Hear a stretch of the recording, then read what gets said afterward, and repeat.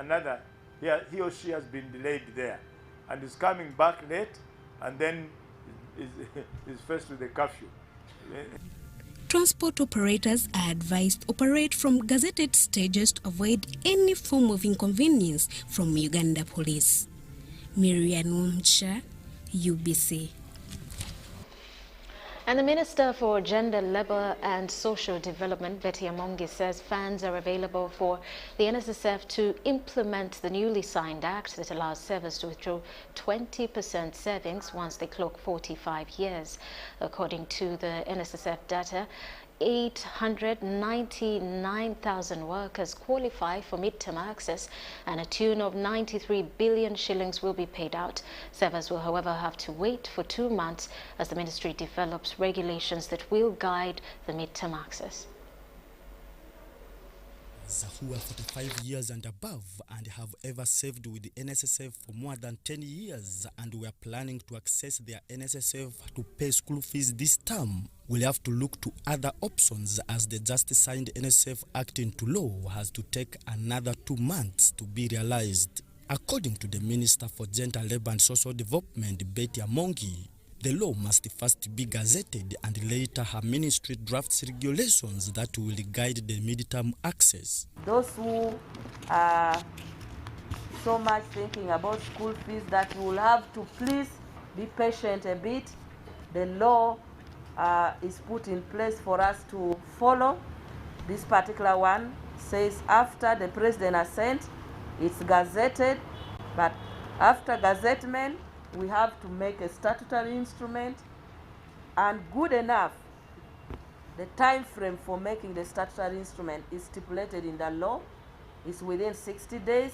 But the good news is that the minister and the chairperson of NSSF Board of Directors have all confirmed that the 93 billion shillings needed for midterm access is readily available come the 2 months for drafting the regulations. The amount of money we are talking about is about 904 billion shillings that is going to be shared among the members who are actually eligible to access this. So really good people, I would like you to spare your time and wait until we are able to communicate all the modalities and the terms and conditions for implementation of this act. We are already happy and satisfied enough that we have taken the most crucial step. The president has signed the bill into law. That's already a major impact. Our job is to prove that we as Ugandans, we can be as efficient as possible. However, the minister further clarified that the midterm access of 20% of your total savings is not mandatory. In case one wishes to wait until retirement age of 55 years, it is allowed. The midterm access is discretionary to the worker. It is meant for those who feel that they have a critical problem that cannot wait for the 55 years. That's why we said, okay, we had other terms and conditions within which you can access your money previously. But because of COVID-19 pandemic, a lot of interruption in people's income has occurred. So let's allow those who are below 55 who would want to access their fund a provision in the law that will mandate them to access. However, this particular midterm access is not mandatory. That's why the statutory instrument will spell out how to apply. You will apply for it, and if you do not apply for it, your money will remain up to the time that you want it. Apart from the amendment that has allowed savers of 45 years of age to access 20% of their total savings, the minister says all the other previous terms that enable one to unconditionally withdraw his or her money remains the same. These include getting a public service job, getting critically ill, getting a job abroad, and being off employment for more than 2 years. That previously we had other terms and conditions under which you can access your money. When you're sick, when you're, all those ones have remained intact. This one is just specific amendment to address midterm access. The law as it is stands. If you're sick, you can go and follow all the procedure, get the doctor's recommendations and all that for you to get. Amending the NSSF bill that President Museveni finally signed into law on Monday to allow midterm access had first generated mixed reactions among the savers and the fund's body, NSSF. The savers cited COVID-19 impact on the economy as their defense to midterm access. Meanwhile, those opposed to them predicted that midterm access is most likely to be wasted on unserious investments that could jeopardize the main purpose of saving to help one at an old age. Philip Aguta, UBC News in Kampala.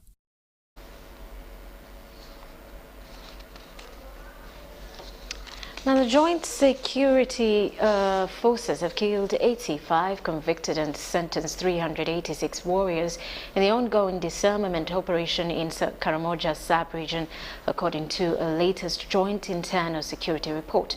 This follows the launch of Usalama kwa Wote operation on the 17th of July 2021 to restore stability in the volatile region. On the 17th of July 2021, UPDF and Uganda Police launched a peaceful disarmament operation of 3 months, Usalama kwa Wote, amidst the resurgence of insecurity and cattle raids in Karamoja. The operation was aimed at bringing an end to the senseless killings of herdsmen and innocent civilians by cattle rustlers in possession of illegal firearms.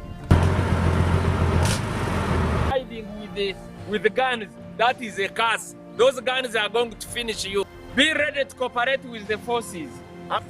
Despite of the intelligence clause of proliferation of small firearms from the Turkaniland, Somalia, Chad and South Sudan, ending in Karamoja sub-region, a 3-month ultimatum mop-up operation to stabilize the volatile Karamoja free from illegal firearms could not be tenable.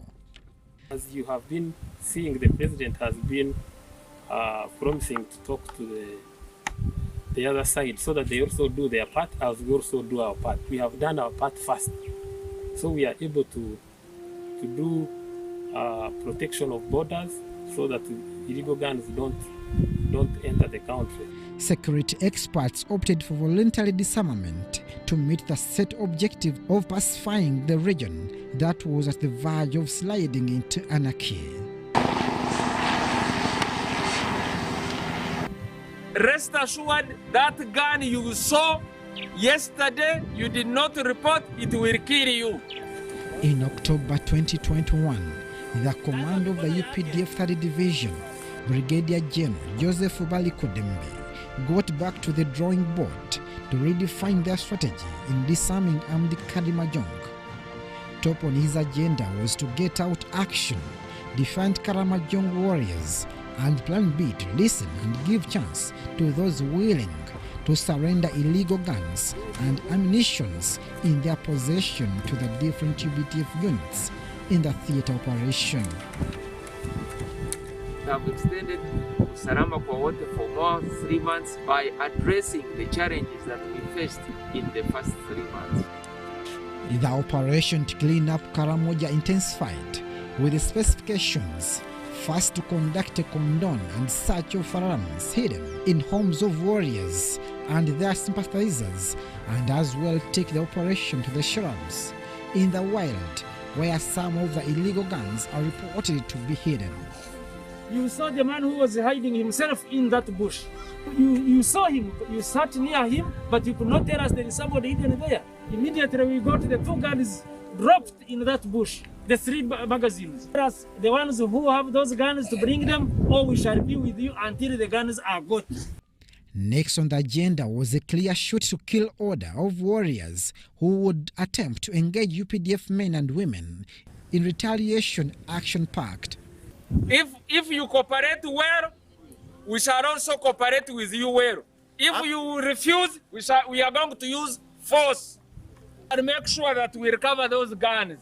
The outcomes have been bitter to the defiant warriors. An extract from a Joint Intelligence Committee report indicates since the onset of the operation, so far 85 rustlers and warriors have been put out of action. 3 cattle rustlers were put out of action in different ambushes and guns recovered from them. With this positive action in stabilizing the Karamoja region, a division court-martial was set to try those in possession of illegal firearms, according to military laws that criminalizes any person found with unlicensed firearm, if not a military person. Will be aligned before the court and answer the charges of illegal possession of firearm. As a result, 600 people have been arrested, 386 tried, convicted, and sentenced. Have been charged to court, convicted, and sentenced in the division court-martial. Rustlers' damage is beyond imagination. Since the operation began, they started attacking each other, accusing one another of acting as a double collaborating agent. However, out of fear and suspicion among themselves, the current security report indicates 160 civilians have been killed by the rustlers. Just becoming a leader, then now Islam warriors are standing against now leaders again. It is now almost 6 months of the operation, dubbed Usalama kwa Wote. 139 guns recovered, 1,303 ammunitions recovered from the region. The operation forces are catching up with them. They decided to officially hand over their weapons they have been using. Recorded their names, we have given them voluntary disarmament cards, of which I think it will help them to be free within the society. Security accounts 15,122 cows rustled and 14,088 recovered. At the moment, UPDF and other sister security agencies are carrying out necessary verification to return some of the livestock to the owners. 53 out of those were recovered and handed over to the owners. We are still searching for the remaining 30 heads of cattle. The operation attracted Deputy CDF Lieutenant General Peter Irelo to hit the ground to energize field units commanders and the boots on the ground. Let us have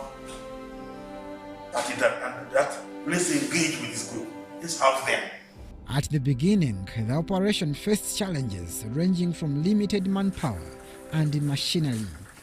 The field command of the UPDF 3rd Division, Brigadier General Joseph Balikodembe, had to seek for more support. You are going to see forces and the chopper, the helicopters, looking for those thugs that are hiding in these hills. Despite using force, the room for voluntary disarmament still exists, and the government has dedicated amnesty for those surrendering to closing on government forces. Amnesty, bring the guns. We want to settle you to live a better life. This is the second disarmament exercise, and the first one was conducted in 2011, which created a reasonable period of peace in the region. Abdul Nasir Luwama for UBC. Schools owe over 2 trillion shillings to commercial banks in loans stretching to 2 years since their closure at the onset of COVID-19 pandemic in Uganda. That's in March last year. It is for this reason that Stanbic Bank has decided to waive interest on all bank loans owed to it by over 400 schools across the country. Between 400 to 500 billion of interest. Right? And remember, we're talking about accrued interest over a 2-year period, depending on the institution and the rates at which the schools contracted the loans. Schools across the country will be opening in a staggered manner beginning Monday next week, 2 years after they were closed due to the COVID-19 pandemic.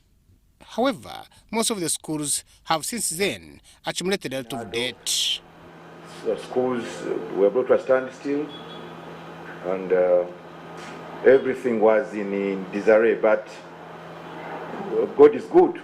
Yes. We are reopening, though we have taken quite long without operating.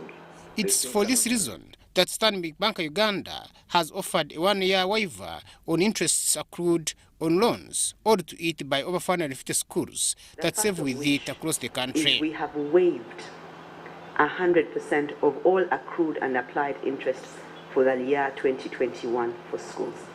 They will not, for all the money they owe us, we will not charge them interest because we know they didn't work. The schools were closed. So we have waived all the interest for 2021 and we're starting into 2022. This is a gesture aimed at offering relief to financial stress as a result of 2 years of the sector's inactivity. For example, when you talk about SOPs in schools, that is a new and added cost. How do schools handle that? Because when they take our children to school, they have to remain safe in those The areas. Chief Executive Officer, Stanbic Bank Uganda, Annie Juko, says the bank will also give loans to schools that save with it at a lower interest rate, laptops to all students on hire purchase, and insurance package in case of fires at schools, accidents and death of teachers, students and parents. Today it's COVID, tomorrow is a fire, the other day is something else. How do you run a business that is resilient and is able to sustain itself even in the midst of a crisis? So we will be coming up with a program on how we educate educators on how to run schools. This was at a press conference she jointly addressed with the Director Standards at the Ministry of Education and Sports, Dr. Credus Agenda, who said government has also offered teachers close to 20 billion shillings revolving fund which they can borrow from as relief from the impact caused by COVID-19. We've been giving support so that our schools, I'm not talking about government schools, I'm talking about our Ugandan, teaching Ugandan children, teaching them a Ugandan curriculum, assessing them a Ugandan assessment through UNEP. In every way, they are the same, except the ownership of the school. So we give every support. This comes at a time when schools are opening in a staggered manner beginning 10th January next week. At least 16 million learners in secondary and primary schools across the country have been at home since March 2020 due to fear of COVID-19 infection. Enrolled in various education institutions. There are over 28,000 education institutions, 500,000 teachers, and the education sector makes up 8% of government expenditure. Haimana Deo, reporting for BC News. If our children are traveling in taxis and With that, we take a quick break. When we return, business news.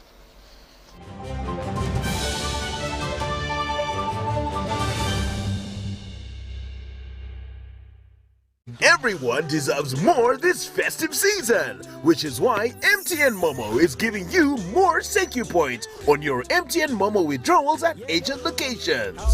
Get 150 thank you points for every 1,000 shillings spent in withdrawal fees. More thank you points means you get more free minutes, more free MBs, more free SMSs, and more free Momo Pay shopping. To use your thank you points, dial *141#. Everywhere you go, MTN.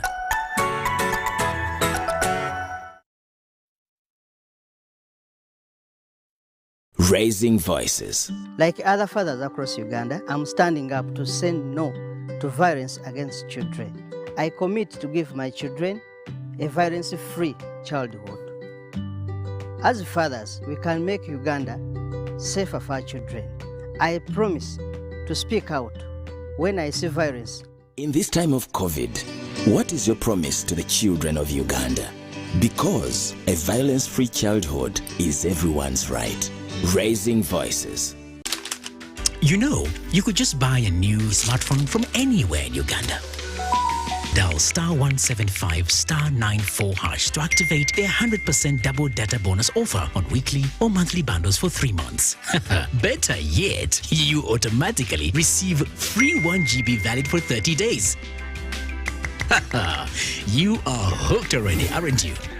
Enjoy 100% double data bonus from Airtel. Buy a smartphone from anywhere in Uganda and insert an Airtel SIM card. Dial *175 *94 hash to activate a 100% data bonus offer on weekly or monthly bundles, valid for 3 months. Dial *175 hash and select your preferred bundle to activate a 100% data bonus offer on weekly or monthly bundles, valid for 3 months. Airtel, the smartphone network.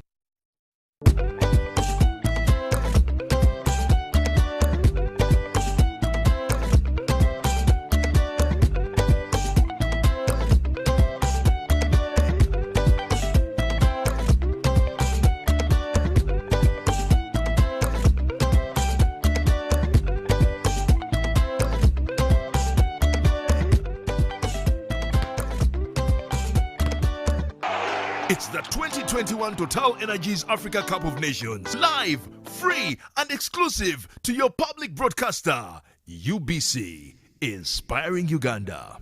Transact and win money after money with Airtel Money. 1.5 billion shillings in cash prizes up for grabs. My name is Sulga Morris. I'm an Airtel Money agent. I'm from Chibuli here. That's where I operate from. I won 2 million shillings. This is great, guys. Go for this. This is for real. The more you transact, the higher your chances of winning. Airtel Money. Instant, secure, borderless.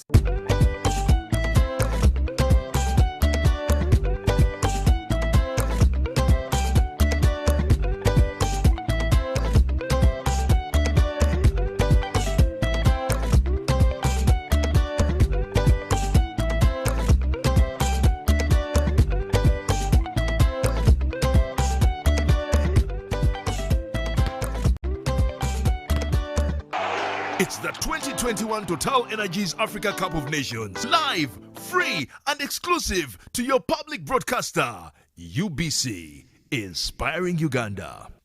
Everyone deserves more this festive season, which is why MTN Momo is giving you more Secu points on your MTN Momo withdrawals at agent locations. Get 150 Secu points for every 1,000 shillings spent in withdrawal fees. More Secu points means you get more free minutes, more free MBs, more free SMSs, and more free Momo Pay shopping. To use your Secu points, dial *141 hash. Everywhere you go, MTN.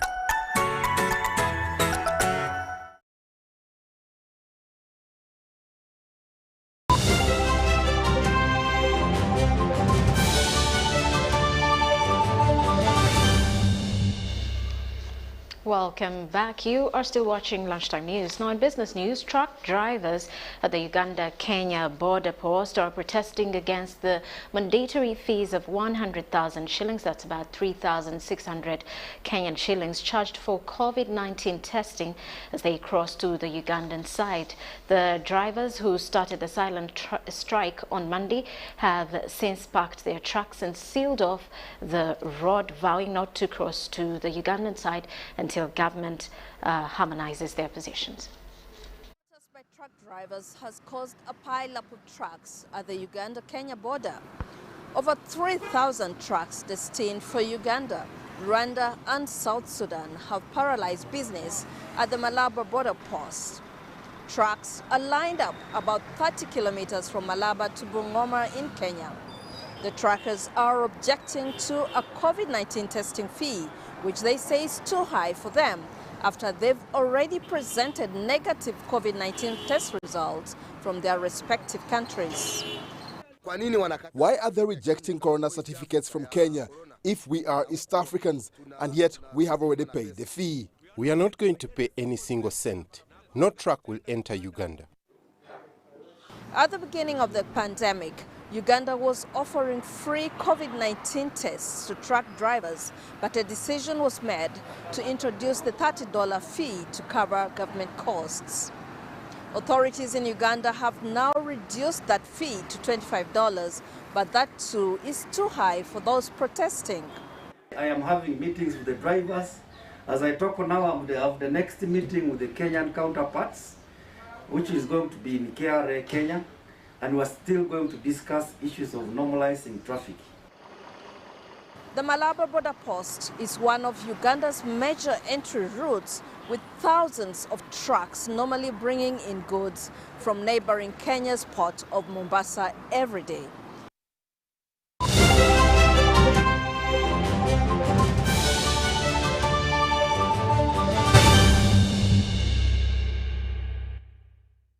And our Sports Uganda has been selected by the Africa Badminton Federation to host the Thomas Anuba Badminton Tournament.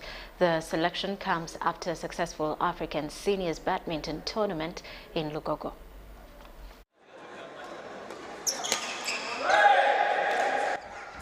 If it is to rate performance of federations in the just concluded year 2021, Uganda Badminton Federation rates highly. Hosting Uganda International Badminton Tournament that had powerhouse countries like Egypt, South Africa and Nigeria competing, hosting the African Para Badminton Tournament, the Africa Senior Champions and equally winning bronze in Benin, the year 2021 was a success.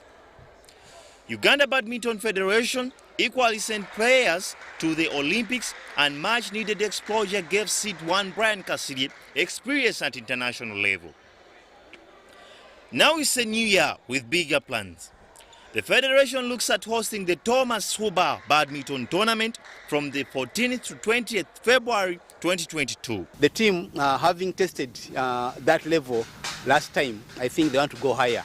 So to me as Uganda, I think the players are ready and they are going to train and work hard to see that they have good results towards this tournament. The team Uganda is prepared well and is going to continue preparing until the events are on. Not forgetting that after Uganda International, after Africa Thomas Huber Cup, we have Uganda International, which is this time is the international challenge. What does it mean to be international challenge? International means that the points are raised. We have been having Uganda International Series with 2,500 points. Now this time it is 4,000 points. It is Uganda International Challenge, which is a bigger tournament. And the prize money is $15,000. The other one was 10,000. So you can see that this tournament also is going to be a boost to the Africa Championship. So the players here are looking at those two. Players like Brian Cassidy and Falida Shamika are camped in Dubai for a high-level coaching camp. The two will join their counterparts 2 weeks to the tournament. Right now we are seeing Team Uganda is getting well prepared, and in future 2022 coming years we are looking forward to go for Commonwealth Games in Birmingham. That's what we are trying to qualify. It's a big qualifier in the continent. So as of now, we are doing our best to support the Team Uganda to qualify in the Commonwealth at Birmingham. Yeah, let's pray and let's see, and definitely we know we are going to go through. Yeah. Jonan Divine, UBC News Tonight. Well, that does it for now. I am Rhoda Ngonzi. Have yourselves a lovely afternoon.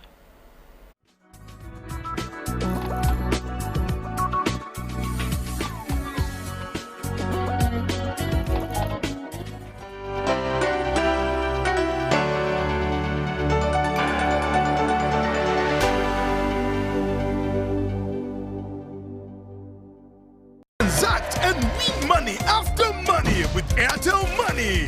1.5 billion shillings in cash prizes up for grabs. My name is Sulga Morris. I'm an Airtel Money agent. I'm from Chibuli here. That's where I operate from. I won 2 million shillings. This is great, guys. Go for this. This is for real. The more you transact, the higher your chances of